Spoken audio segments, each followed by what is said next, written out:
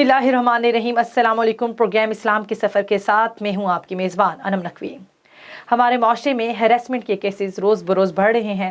अब ये मामला सिर्फ लड़कियों तक ही महदूद नहीं बल्कि मासूम बच्चों और लड़कों के साथ भी ये वाक़यात पेश आ रहे हैं। स्कूल हो, कॉलेज हो, यूनिवर्सिटी हो या कोई और वर्किंग प्लेस हो, हर जगह ख़वातीन को जिनसी तौर पर हरासा किया जाता है। हमारा माशरा इस्लाम की बुनियाद पर कायम है, तो इस्लामी और मुल्की कवानीन इस हवाले से औरत को तहफ़्फ़ुज़ फराहम करने में क्यों नाकाम है? सख्त कवानीन मौजूद होने के बावजूद भी इन पर अमल दरामद नहीं किया जा रहा। बहुत सी ख़वातीन मजबूरी के आलम में भी घर से बाहर काम के लिए जाती हैं। बदकिरदार लोग इनकी मजबूरियों का नाजायज़ फ़ायदा उठाते हैं। इसी पर बात करने के लिए हमने इनवाइट किया है मुफ्ती इम्तियाज़ुल हक नूरानी को। आप मोहतमिम हैं जामिया इस्लामिया इरफानुल कुरान आज़ाद कश्मीर के और मुसन्निफ़ भी हैं और बहुत से टीवी चैनल्स पे भी आप आते हैं। और इसके साथ ही हमारे साथ मौजूद हैं एडवोकेट आगा साजिद। बहुत शुक्रिया आप दोनों का। सबसे पहले तो मैं आप दोनों को वेलकम करूँगी अपने प्रोग्राम में कि आप दोनों ने अपना कीमती वक्त दिया। बहुत शुक्रिया आप दोनों हस्तियों का। एडवोकेट साहब, मैं आपसे ये पूछना चाहूँगी कि जो ये कवानीन हैं, हमारे क्या कवानीन हैं, बताइएगा इस हवाले से कि जो इन चीज़ों की रोकथाम के लिए हैरेसमेंट के हवाले से बनाए गए, इस हवाले से ज़रा बताइएगा। बिस्मिल्लाहिर्रहमानिर्रहीम। बहुत शुक्रिया अनम। बहुत हॉट टॉपिक है ये और बड़ा इम्पोर्टेंट है। इस हवाले से लोगों को नॉलेज नहीं है, पता नहीं है, इंफॉर्मेशन नहीं है। दो चीज़ें हैं हमारे मुआशरे के अंदर। हम चूँकि उस तरह से मगरिब से ताल्लुक़ नहीं रखते, हम मशरकी लोग हैं। एक और दूसरा हमारा इस्लाम हमें उस तरह से जिसे कहते हैं ब्रॉड माइंडेड होने की इजाज़त नहीं देता, जिसकी वजह से घर में माहौल ऐसा है कि ख़वातीन अपने वालिदैन से, अपने बहनों से शर्मसारी की वजह से वो चीज़ें शेयर नहीं कर सकती, जिसकी वजह से मुआशरे में ये हालात गंभीर तरीन होते जा रहे हैं। इसी तरह से मगरिब में जिस तरीके से आज़ादाना तौर पर लोगों को अपने शौक पूरे करने की इजाज़त है, जबकि हमारे यहाँ इस्लामी रसूमात की वजह से और मशहूर होने की वजह से हम उस तरह से नहीं कर सकते, जिसकी वजह से बच्चे को उसी तरफ भटकता है। तो मगरिब में शायद खुलेआम हर चीज की इजाजत है। अगर म्यूचुअल अंडरस्टैंडिंग से आप कुछ भी करना चाहे तो आप कर सकते हैं, अदरवाइज लॉस तो वहां भी बड़े सख्त है। तो यहाँ पर नहीं है, इस वजह से मामला थोड़ा खराबी की तरफ जाते हैं। ये तो एक वजह है। अब जो आपने बात की है, मैं समझता हूँ इसके दो फेजेस हैं बात करने के। एक फेज तो ये है कि लॉ क्या है हैरेसमेंट के हवाले से, जो खवातीन के हवाले से है कि अगर किसी खातून के साथ, किसी जॉब होल्डर या इवन डोमेस्टिक लेडी के साथ ऐसा कोई भी वक़ुआ पेश आए तो उसके पास सॉल्यूशन क्या है, लॉ क्या है, वो किस तरफ जाए। और दूसरा फेज ये है कि ऐसे वाकयात बढ़ते क्यों जा रहे हैं, इनका सद्भाव कैसे मुमकिन। इसका जिम्मेदार हुकूमत है, जुडिशरी है, एग्जीक्यूटिव है, पुलिस है। इन सारी चीजों को देखना होगा कि मामलात किस वजह से खराबी की तरफ जा रही हैं। इससे बेहतर बता सकेंगे, लेकिन चूंकि आपने सवाल किया, इस हवाले से लॉ क्या है। देखिए, पाकिस्तान के अंदर बल्कि बहुत सारे, मैं समझता हूँ तमाम हवालों से लॉज तो मौजूद हैं। प्रॉब्लम आ जाती है इम्प्लीमेंटेशन के हवाले से, एग्जीक्यूशन के हवाले से। एग्जीक्यूशन और इम्प्लीमेंटेशन में हम लोग अक्सर सुस्त रवि या लीनियंसी का मुजाहिरा करते हैं, रहम दिली का मुजाहिरा करते हैं। जब किसी ने एक जुर्म कर दिया, जब उसको आप इबरतनाक सजा देते हैं और देखने वाले उससे इबरत हासिल करते हैं, तो मामला ठीक जाते हैं। हालांकि हमारे इस्लाम, मुफ्ती साहब भी इसको सेकंड करेंगे मेरी बात को, इस्लाम में लीनियंसी का कोई कोई मिसाल मौजूद नहीं है। अगर एक जुर्म की है, उसको इबरतनाक सजा दी जाए ताकि आइंदा आइंदा ऐसे जराइम से रुका जा सके। आपने चोरी के हवाले से या बाकी हवाले से, हमने जना के हवाले से हमने टिल डेथ स्टोनिंग की जो उसमें ऑर्डर्स हैं, उसमें रहम दिली करने वाले को भी जो अगर रहम दिल होता है, अगर देख के कहता है कि नहीं इसको छोड़ देना चाहिए, तो उसको भी सजा देने का हुक्म है। तो मैं आपने जो स्पेसिफिक सवाल किया हैरेसमेंट के हवाले से, हैरेसमेंट के हवाले से एक तहाशा लॉज मौजूद हैं पाकिस्तान पीनल कोड के अंदर, ताज़ीरात पाकिस्तान के अंदर। इसके अलावा specific law of women protection act 2010 भी मौजूद हैं, उसकी भी शिकें मौजूद हैं। उस हवाले से जब भी किसी खातून को ہراساں کیا جاتا ہے، اس میں ہراساں کرنے کے بھی 3-4 سٹیپس ہیں۔ سب سے پہلے ایسا جیسچر دیا جائے اس سے محسوس ہو کہ ہراساں کیا جا رہا ہے یا فورسیبلی اس کو پریشرائز کیا جا رہا ہے، خاص طور پہ جاب ہولڈرز لیڈیز جو خواتین گھر سے کام کرنے کے لیے کسی جگہ پہ کسی ادارے میں جاتی ہیں اور وہاں پر ایسے حالات پیدا کیے جا رہے ہیں کہ خدا نخواستہ بلیک میلنگ کی جا رہی ہے یا ہراساں کرنے کی کوشش کی جا رہی ہے، تو اس کے لاز الگ موجود ہیں، اور اگر اس کو باقاعدہ انلیگل ایکٹ کی طرف مجبور کیا جاتا ہے تو اس کی الگ سے موجود ہے۔ میں چیدہ اگر آپ اجازت دیں تو میں چیدہ 2-4 سیکشنز آپ کو پاکستان پینل کوڈ تعزیرات پاکستان اس میں سیکشن 510 یعنی 510 509 366 اے 354 354 اے 294 یہ سارے سیکشنز موجود ہیں، اور یہ مختلف حالات و واقعات کے ساتھ ہے۔ لائک ایک پبلک پلیس میں ڈرنک کر کے نشے کی حالت میں کوئی ابیوسو لینگویج کسی خاتون کے ساتھ راہ چلتے ہوئے اختیار کرتا ہے، استعمال کرتا ہے، اس کو ہراساں کرنے کی کوشش کرتا ہے، جسے کہتے ہیں ٹونٹ کرتا ہے، تو اس کے خلاف بھی کمپلینٹ ریکارڈ کروائی جا سکتی ہے متعلقہ تھانے میں جس علاقے میں یہ وقوع ہوا ہے۔ اور اگر اس سے زیادہ کوئی ہوتا ہے، چھیڑنے کی، ٹچ کرنے کی کوشش کی جاتی ہے، تو اس وقت فوری طور پر خاتون کے پاس 15 کی آپشن ہے کہ وہ 15 پہ کال کر کے اپنی کمپلینٹ ریکارڈ کروا سکتی ہیں، اور جس میں ود نو ٹائم پولیس موقع پر آتی ہے اور اس کی کمپلینٹ ریکارڈ کرتی ہے، اور آگے پھر further according to law procedure ہوتا ہے۔ اچھا، اس میں ایسے بھی ہے، اگر آپ خواتین کے حوالے سے اسپیسیفکلی میں بتاؤں گا کہ اس میں جو 509 اور 5010 ڈیل کرتی ہے ان سیکشنز کو، وہ اسپیسیفکلی ڈرنک کے حوالے سے 5010 اور 509 اگر کوئی ڈس ریسپیکٹ کرتا ہے یا فورسیبل سیکشولی ہراسمنٹ کی کوشش کرتا ہے کوئی شخص کسی خاتون کے ساتھ، تو اس حوالے سے لا موجود ہے۔ اس میں ڈفرنٹ پنشمنٹس ہیں ڈفرنٹ ایکٹس کے حساب سے کہ کوئی کیسا ایکشن اس کے ساتھ کرتا ہے، کوئی ایون جیسچر بھی، یعنی ٹچ بھی نہیں کیا اس نے، کوئی ورڈز بھی یوز نہیں کیے، صرف جیسچر ایسا دیتا ہے، لیکن ڈیفینیٹلی وہ پھر خاتون کو ہی پروف کرنا پڑتا ہے، کیونکہ ہمارے یہاں معاشرے میں جب بھی کوئی قانون بنتا ہے تو اس کو مس یوز کیا جاتا ہے، تو وہ خاتون کو ہی پروف کرنا دیا ہے یا نہیں دیا، کس کے سامنے دیا، کس کے سامنے دیا اور کیا ہوا سچویشن، وہ ایک سیپریٹ چیز ہے، وہ پھر ایک کی بات آ جاتی ہے۔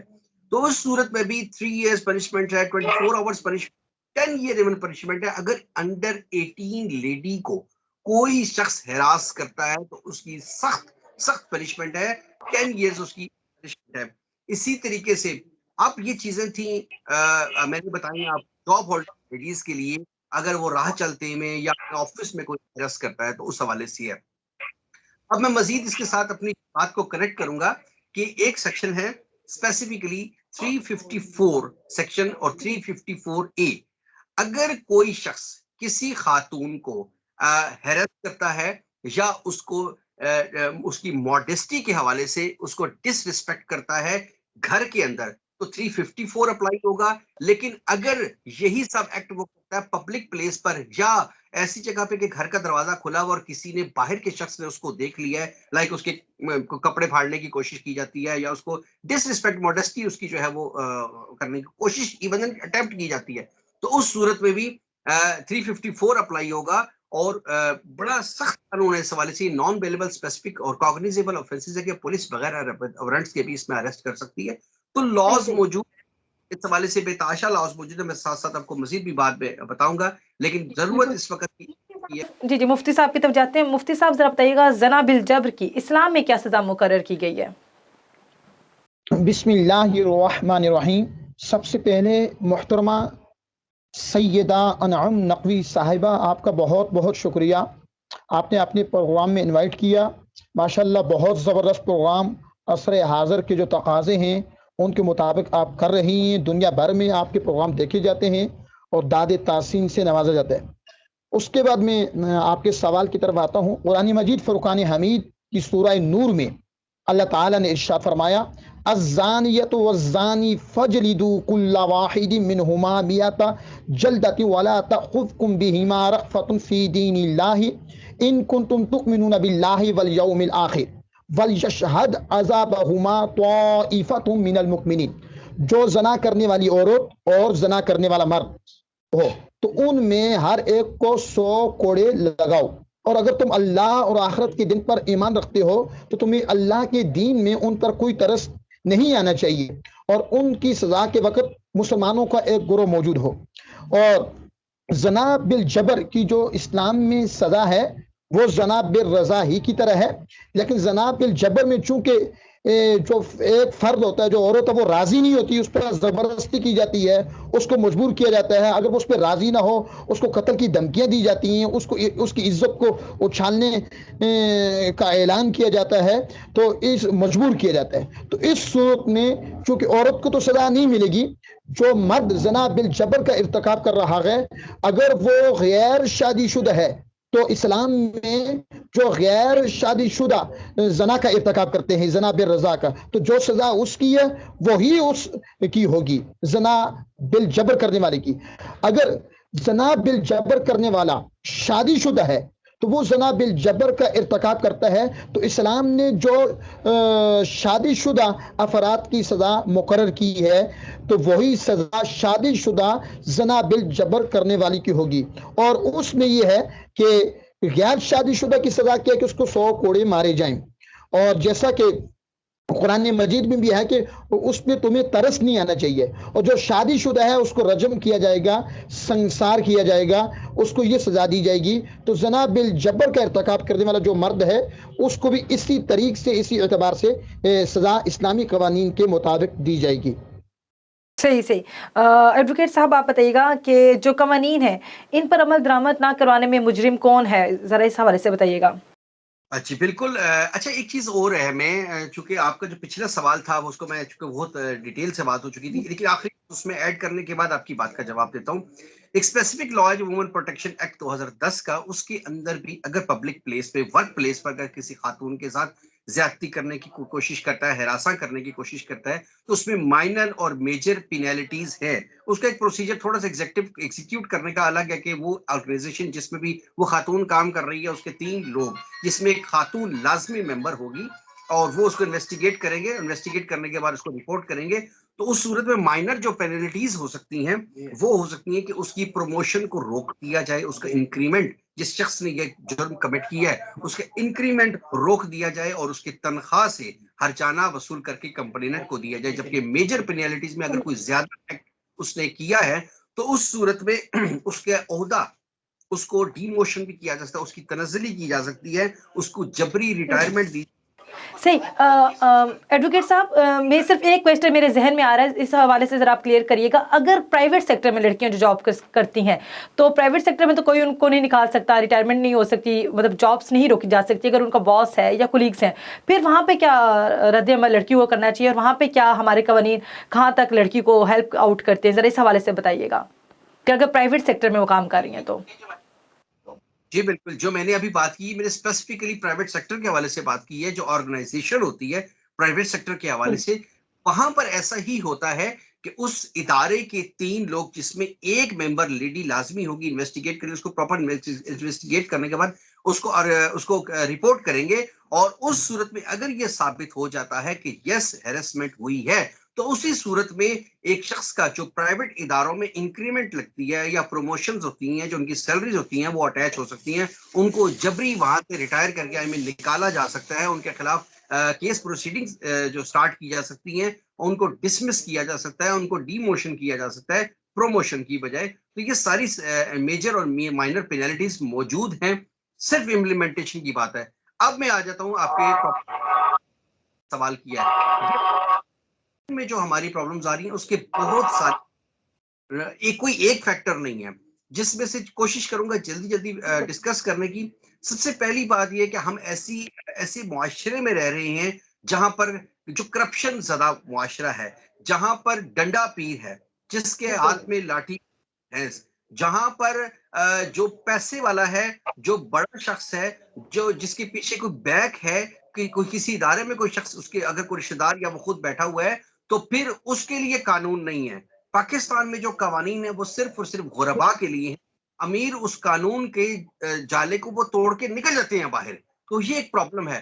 اس کے ساتھ ساتھ ہماری جو پولیس ہے وہ ٹوٹل پولیٹیسائز ہو چکی ہے.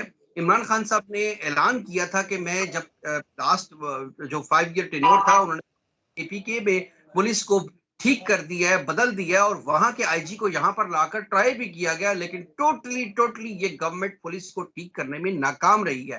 پولیس کو میں انڈیپینڈنٹ ادارے کے طور پر کہوں گا کہ ان کی غلطی ہوگی، لیکن شاید ان کی غلطی نہیں ہے، ان کے اوپر فورس ان کو اتنا کیا جاتا ہے، پریشرائز ان کو اتنا کیا جاتا ہے، جس کی وجہ سے کرٹیسائز ہوتے ہیں۔ ایک کونسلر کی بات بھی ایک ایس ایچ او ماننے کے لیے مجبور ہوتا ہے۔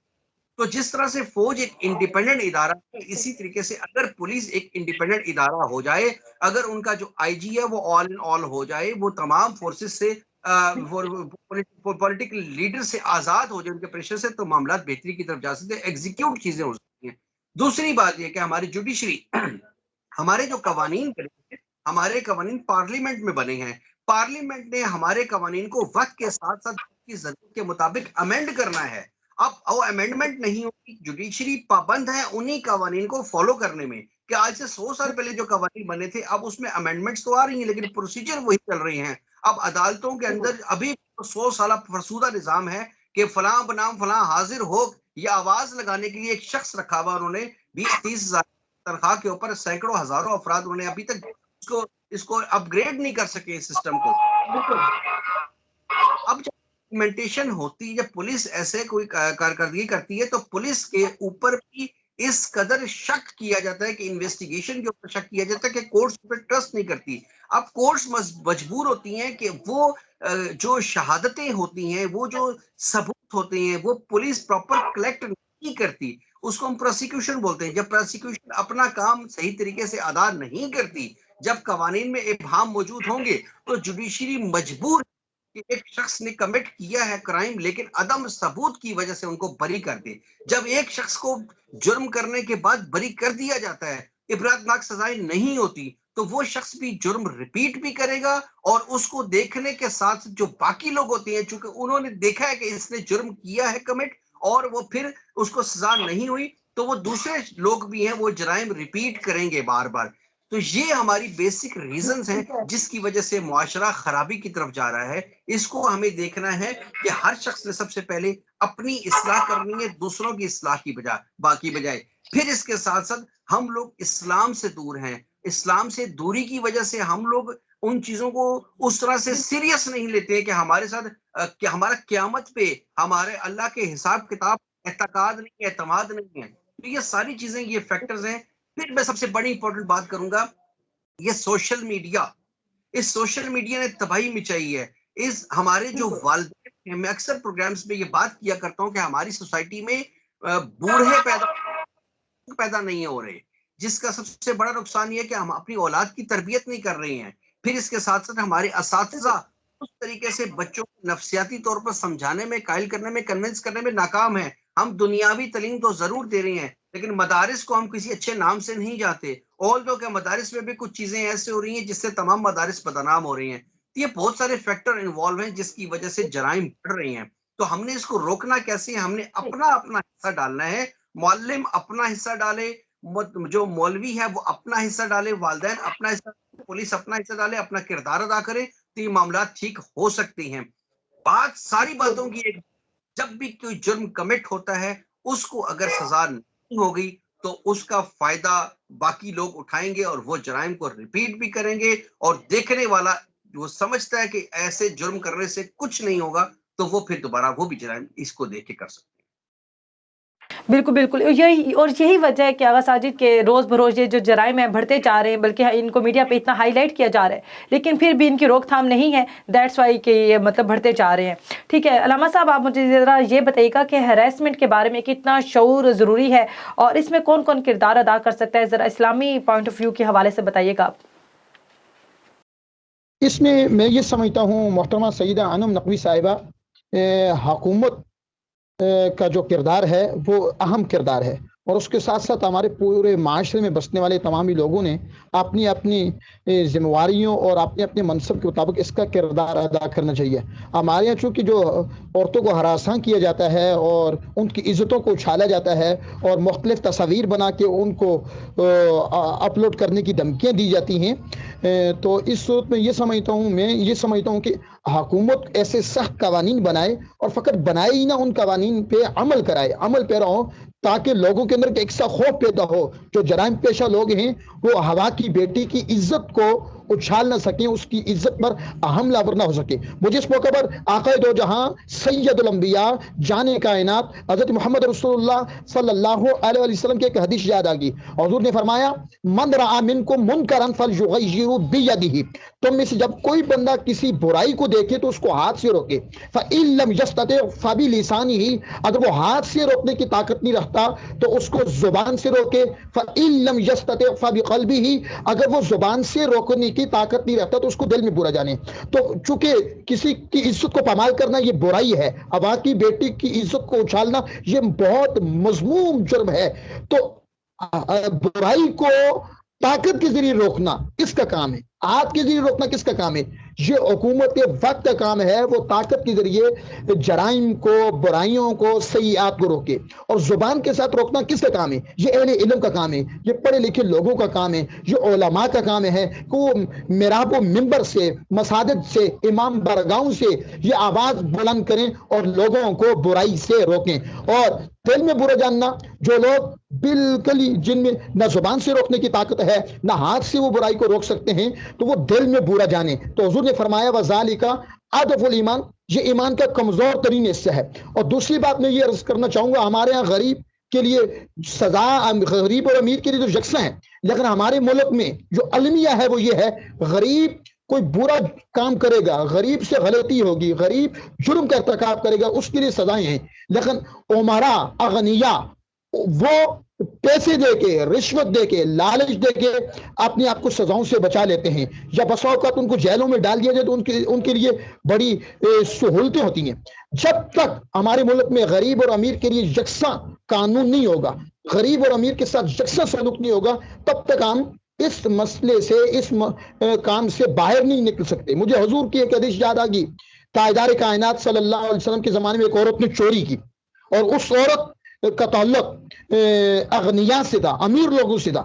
اس عورت کے اہل خانہ نے اور عائزہ و اقارب نے کہا کہ چونکہ اس نے چوری کی ہے، اور حضور کے لائے ہوئے دین نے چور کی سزا ہاتھ کاٹنا مقرر کی ہے، قرآن نے یہ مقرر کی ہے، لہذا اس کو اس سزا سے بچایا جائے۔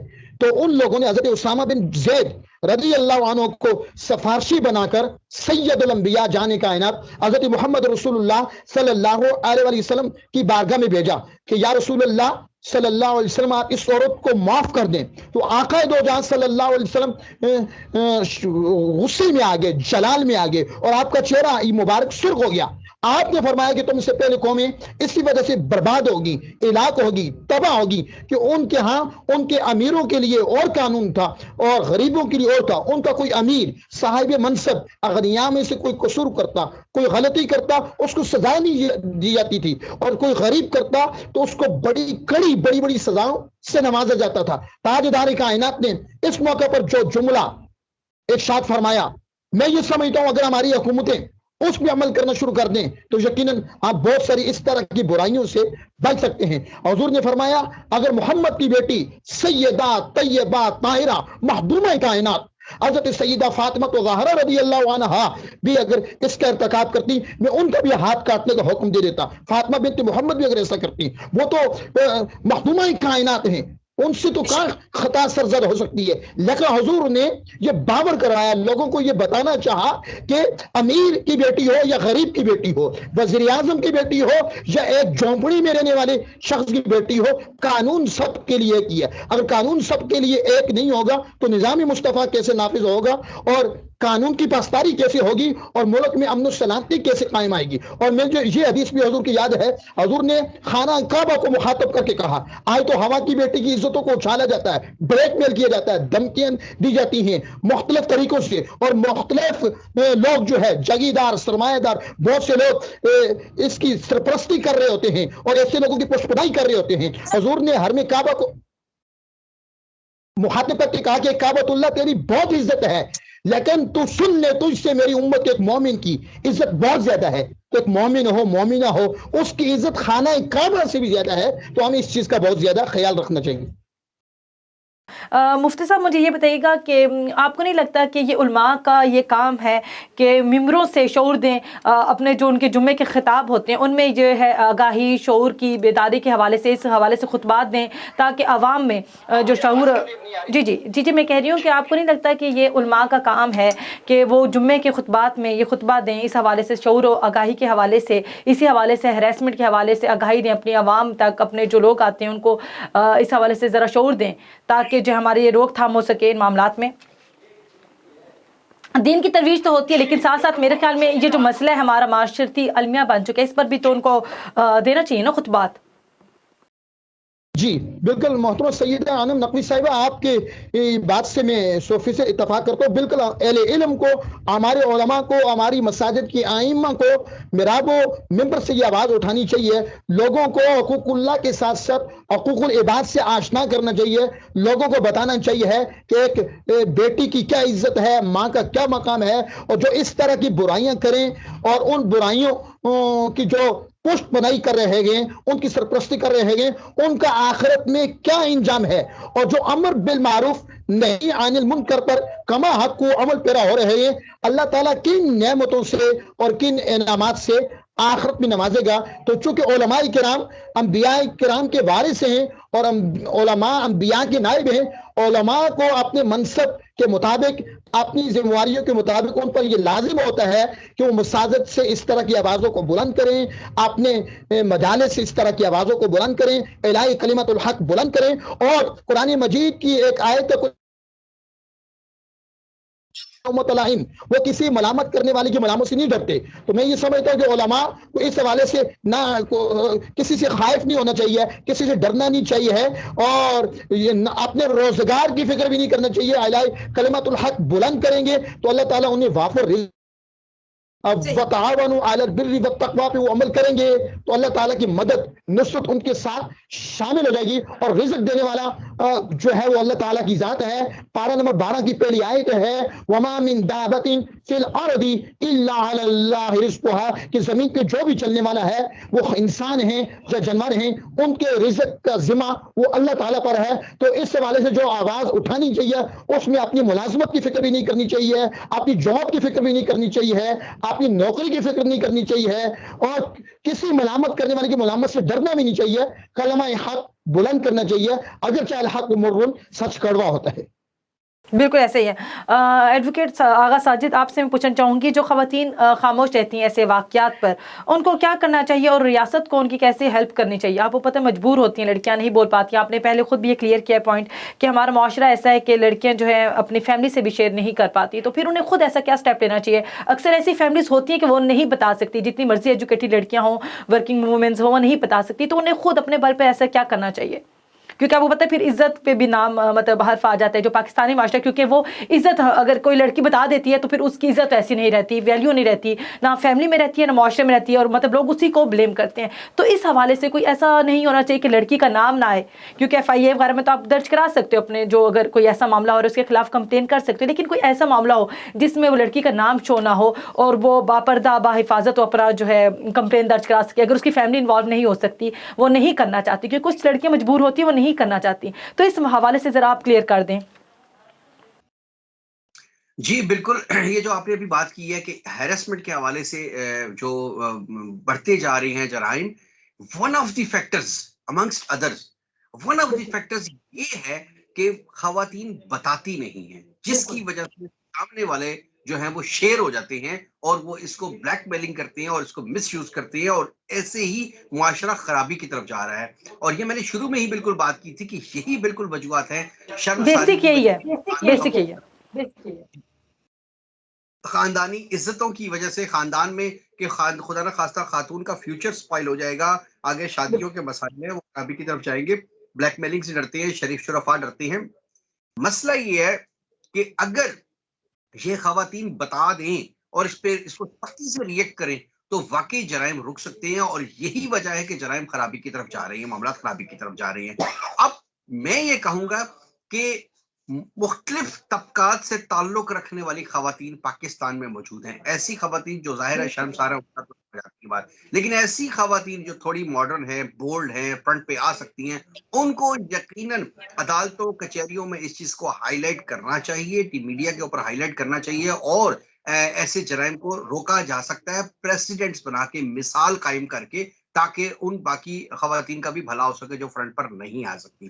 اب جو آپ نے ایک سولوشن کی بات کی ہے کہ اگر ایسا کچھ ہو جائے کہ خواتین کا نام سامنے نہ لایا جائے، میں آپ کو یہ بتاؤں، آپ کو یاد ہوگا گزشتہ 2 ماہ قبل 14 اگست کو مینار پاکستان کا ایک واقعہ ہوا لاہور میں، جس میں خاتون نے رونا دھونا شروع کر دیا، اور اس کے بعد اس نے بڑی معصومیت کا اظہار کیا، لیکن وقت کے ساتھ ساتھ وہ سکینڈل کھل گیا، اور اس کے بعد اس کی ساری چیزیں سامنے آئی کہ کس طریقے سے پری پلانڈ مردوں کو میں سمجھتا ہوں ہیرس کرنے کی کوشش کی گئی، بلیک میل کرنے کی کوشش کی، مس یوز کرنے کی کوشش کی، وہ سارا ان کا پروپیگنڈا اور ڈرامہ سامنے آ گیا۔ اگر خواتین کے حوالے سے ان کا نام سامنے نہیں آئے گا، وہ تھانے میں نہیں جائیں گی، وہ رپورٹ نہیں کروائیں گی، نام ان کا سیکرٹ رکھا جائے گا، ایف آئی آر ہو جاتی ہے، کمپلینٹ ہو جاتی ہے، اس کے بعد اس خاتون سے انویسٹیگیٹ نہیں کیا جاتا، خاتون کو اس ڈر سے، جیسے ابھی آپ نے کہا کہ نام سامنے نہیں آئے گا تو ظاہر ہے وہ عدالتوں کے چکر بھی نہیں لگانا چاہیں گی، ظاہر ہے وہ پولیس کے پاس بھی نہیں جانا چاہیں گی، کیونکہ ان کو اپنے والدین کی اور اپنی عزت کا مسئلہ ہے۔ تو یہ کیسے کیلکولیٹ کیا جائے گا خاتون جھوٹ بول رہی ہے یا سچ بول رہی ہے؟ اگر یہاں پر ایک بیٹھ کے خاتون ایک ٹیلی فون کال کر دیتی ہے، دیکھیں اچھے اور برے لوگ ہر معاشرے میں ہوتے ہیں، تو اب اگر ایک خاتون کسی مرد کو بلیک میل کرنے پیسے لینے کے لیے اس کو مس یوز کرتی ہے، اور ایک ٹیلی فون کال کرتی ہے کہ اس نے مجھے ہیرس کیا ہے، پولیس آ جاتی ہے، اس کو لے کے چلی جاتی ہے، تو فردر کیسے انویسٹیگیٹ ہوگا؟ اگر وہ خاتون کہتی ہے میرا نام بھی نہ آئے، میں تھانے میں بھی نہیں آؤں گی، میں کہیں ایویڈنس بھی ریکارڈ نہیں کراؤں گی، میرے پاس کوئی ثبوت بھی نہیں ہے، تو وہ ساری چیزیں ہیں۔ اگر وہ ثبوت دے دیتی ہے، یعنی خود کورٹ میں جا کے اسٹیٹمنٹ ریکارڈ کرتی ہے، کوئی وٹنس پیش کر دیتی ہے، کوئی سی سی ٹی وی فوٹیج پیش کرتی ہے، کوئی ویڈیو کو بنی ہوئی پیش کرتی ہے، تو وہ آپ کی والی بات ہے کہ وہ چیزیں وائرل ہو جائیں گی، وہ چیزیں ہائی لائٹ ہو جائیں گی، پھر اس کی خاتون کی عزت داؤ پہ لگ جاتی ہے۔ تو یہی مسائل ہیں، یہی وجوہات ہیں۔ اس حوالے سے پارلیمنٹ نے ان ساری چیزوں کو مد نظر رکھتے ہوئے کہ ایسا قانون فی الحال ایسا پاس نہیں کیا۔ ہاں، یہ اور چیز ہے کہ جس طرح نیب کے قوانین ایف بی آر کہیں کہ جی آپ کسی کی اگر کوئی نیگیٹیوٹی ہے یا کسی نے کوئی کرپشن کیا، وہ آپ ہائی لائٹ کریں، اور اس میں جس شخص نے کمپلینٹ کیا اس کا کوئی کردار نہیں ہے، ادارہ اپنے طور سے انویسٹیگیٹ کر کے اس کے خلاف کوئی پنشمنٹ کرتا ہے تو وہ ایک سیپریٹ چیز ہے، لیکن اس میں جس خاتون کے ساتھ کوئی ہراسمنٹ ہوئی ہے وہ خود اس میں کمپلیننٹ ہے۔ جب خود کمپلیننٹ فرنٹ پہ نہیں آئے گا تو یہ کیسے پتہ چلے گا اس کی بدنیتی ہے یا اس کی نیت صاف ہے؟ اس حوالے سے تو یہاں پہ آ کے ابہام ضرور ہے۔ تو خواتین جو بہت شرفا گھرانے سے تعلق رکھتی ہیں وہ شاید فرنٹ پہ نہیں آتی ہیں، اور اس کے نقصانات بھی ہو رہی ہیں، اور ایسا قانون آئندہ فیوچر میں بھی مجھے نظر نہیں آ رہا، کیونکہ اس میں ابہام ہے کہ اس کو مس یوز کیا جا سکتا ہے۔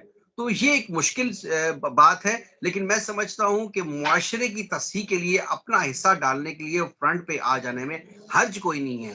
اس کے ساتھ ہی میں شکریہ ادا کروں گی اپنے دونوں معزز مہمانوں کا، اور آخر میں اختتام اس بات سے کرنا چاہوں گی کہ حکومت کو اس مسئلے پر بہت توجہ دینی چاہیے، اور جو بھی قوانین ملکی اور اسلامی سطح پر بنائے گئے ہیں ان پر سختی سے عمل درآمد بھی کروانا چاہیے، نہ کہ صرف باتوں تک اور بنانے تک قوانین محدود رہیں۔ ساتھ ہی علماء اور معاشرے کا بھی کردار ہے کہ وہ ان کی روک تھام کے لیے اپنا جو کردار ادا کریں اور معاشرے کی بہتری کے لیے کام کریں۔ اس کے ساتھ ہی اجازت دیجیے اپنی میزبان انم نقوی کو۔ اللہ حافظ۔